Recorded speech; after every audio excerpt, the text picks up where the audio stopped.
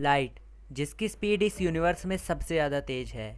इससे ज़्यादा तेज़ इस यूनिवर्स में कुछ भी नहीं है। लाइट की स्पीड लगभग 3 लाख किलोमीटर पर सेकंड है।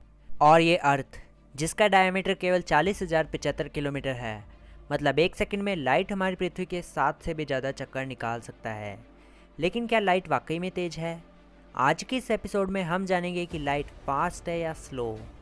तो आज की इस एपिसोड को अंत तक ज़रूर देखना। तो चलिए शुरुआत करते हैं आज के इस एपिसोड की।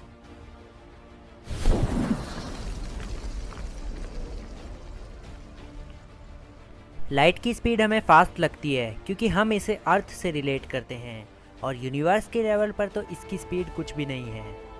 जिस प्रकार एक चींटी, जिसकी स्पीड हम इंसानों से बहुत ज़्यादा कम होती है, ऐसे में अगर वो हम इंसानों को चलते हुए देखेगी तो वो हमें सुपर फास्ट ही समझेगी, क्योंकि उसकी तुलना में तो हम सुपर फास्ट ही हैं। उसी प्रकार है लाइट, जिसे हम इस यूनिवर्स में सुपर फास्ट मानते हैं, लेकिन यूनिवर्स के लेवल पर तो इसकी स्पीड कुछ भी नहीं है। हम मोबाइल से एक दूसरे से कम्युनिकेट करते हैं तो आपके द्वारा भेजा गया मैसेज इंस्टेंटली दूसरे तक पहुंच जाता है।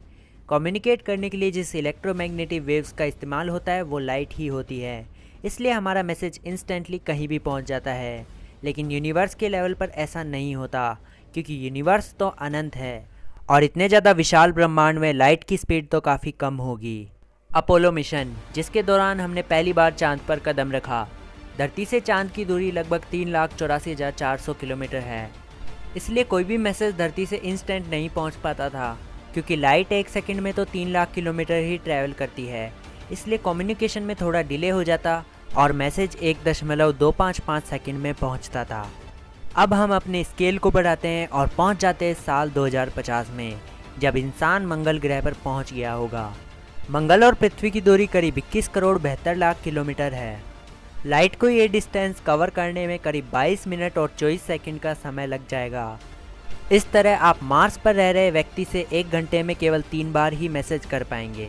अब हम चलते हैं अल्फा सेंटोरी में, जिसके एक प्लेनेट पर अगर हम इंसान पहुंच गए तो वहां तक हमारा मैसेज पहुंचने में करीब 4 साल और 3 महीने का समय लग जाएगा, और 8.5 साल में केवल हम 2 बार ही कम्युनिकेट कर पाएंगे। अब हम चलते हैं हमारी गैलेक्सी के बाहर, यानी एंड्रोमेडा गैलेक्सी में। ये हमसे करीब 25,37,000 लाइट ईयर्स दूर है, और धरती से एक बार कम्युनिकेशन करने में करीब 25,37,000 साल लग जाएंगे।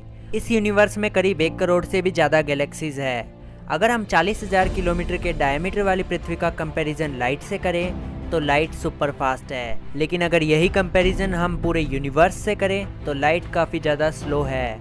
लेकिन लाइट ही इस यूनिवर्स में सबसे ज़्यादा तेज़ ट्रैवल करती है, और अगर हमें भविष्य में दूसरे प्लैनेट और गैलेक्सीज में जाना है तो ये स्पीड काफ़ी कम है, यानी कि हम चाहकर भी इस पूरे यूनिवर्स को एक्सप्लोर नहीं कर सकते। अगर आपको आज का ये एपिसोड पसंद आया तो इसे लाइक करने के साथ साथ शेयर भी कर देना। आपका लाइट की स्पीड को लेकर क्या ओपिनियन है, हमें कमेंट करके ज़रूर बताएं। मिलते हैं जल्द ही नेक्स्ट एपिसोड में। टिल देन, जय Hind and thanks for watching.